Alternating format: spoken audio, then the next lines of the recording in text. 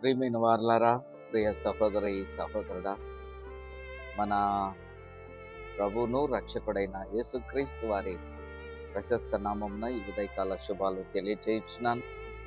దేవుని మహాకృపను బట్టి మరొక నూతన దినాన్ని దేవుడు మన జీవితంలో పొడిగించాడు. అందును బట్టి మహోన్నతుడైన దేవుడికి కృతజ్ఞతాస్తుతులు చెల్లించే వారమైంచున్నాం. ప్రియమైన వారలారా, మరి ఉదయకాల ధ్యానం నిమిత్తము సామెతల గ్రంథం 29వ అధ్యాయము 22వ వచనం ఒకసారి చదువుకుందాం. కోపిష్ఠుడు కలహము రేపును, ముంగోపి అధికమైన దుష్క్రియలు చేయును. దేవుడు తన వాక్యమును మన వెంకటిలో దీవించుగాక. ఇక్కడ మహాజ్ఞాని సొలొమోను ఏమని చెప్పుచున్నాడంటే, కోపిష్ఠుడు కలహము రేపును, ముంగోపి అధికమైన దుష్క్రియలు చేయును. ప్రియమైన వారలారా, ప్రియ సహోదరి సహోదరులు, కోపము అన్నది మన యొక్క ఆలోచనలో, మన యొక్క జీవితంలో ఒక భాగమైనది. కోపము, భయము, దుఃఖము ఇవన్నీ మనసుకు సంబంధించినవి. ఇవన్నీ భావోద్రేకాన్ని చూపిస్తూ సైన్స్ పరంగా లేకపోతే వైద్య పరిభాషలో మనం మాట్లాడితే కోపం ఉండాలా, భయం ఉండాలా, ఈ యొక్క భావోద్రేకములు మన జీవితంలో ఉండాలి. కానీ ఏది ఎక్కువ కాకూడదు. కనుకనే అధిక భయం ఉన్న ఎడల దాన్ని ఫోబియా అంటారు. అధిక ధైర్యం కూడా ఉండకూడదు. అందుకనే అధిక కోపం కూడా ఉండకూడదు. కొంతమంది జీవితాల్లో కొద్దిగా ఎక్కువగా కోపం కనపడుతుంది.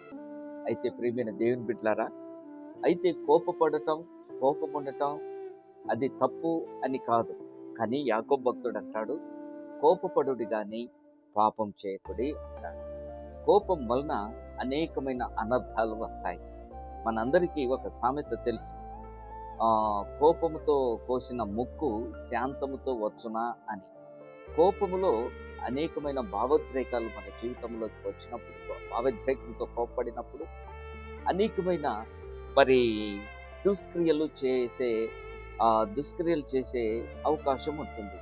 కొన్నిసార్లు అధిక కోపం చేత ఏదైనా జరగరాంది జరగవచ్చు.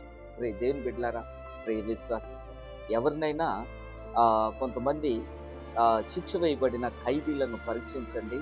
ఎందుకు ఈ హత్య చేశావంటే, ఎందుకు ఈ గొడవ చేశావంటే క్షణికావేశము అని మాట్లాడతారు. క్షణికావేశం ఎన్ని అనర్థాలకు దారితీస్తుందో తెలుసా ప్రియ దేవుని బిడ్డ, ప్రియ విశ్వాసి?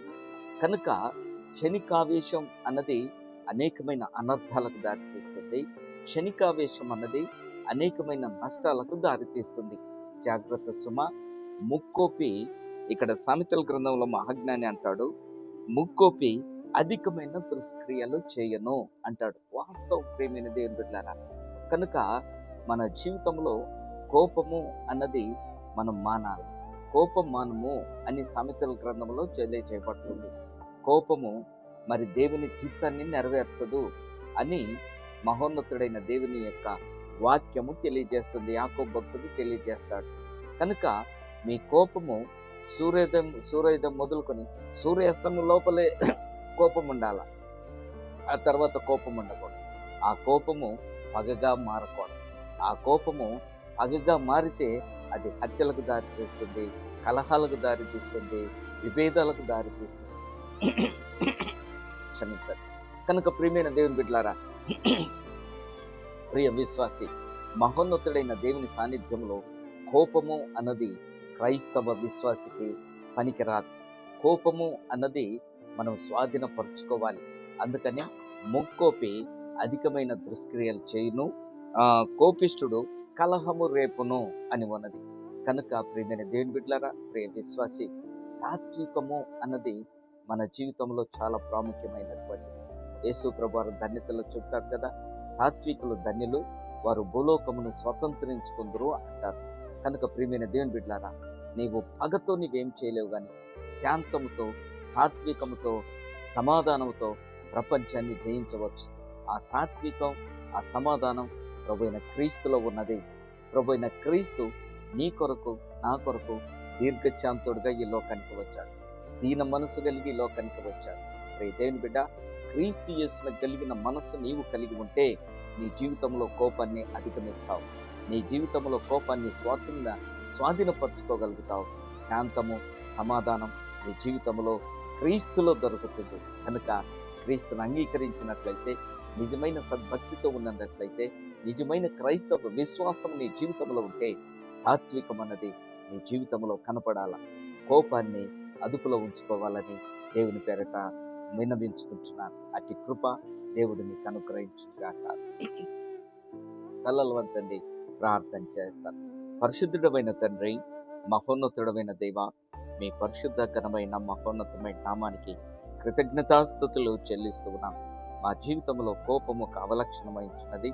కోపం వలన అనేకమైన అనర్థాలు వస్తాయని నీ లేఖన భాగాలతో మమ్మల్ని హెచ్చరించిన దేవా, ఇదిగో నీ కృపచేత మమ్మల్ని బలపరిచి సాత్వికమైన జీవితంతో మేము ముందుకు సాగుతూ నీ కృపను మాకు అనుగ్రహించమని నజరేయుడైన యేసయ్య నామమున అడుగుచున్నాము తండ్రి. Amen. Amen. God bless you. ప్రభు నిన్ను దీవించు.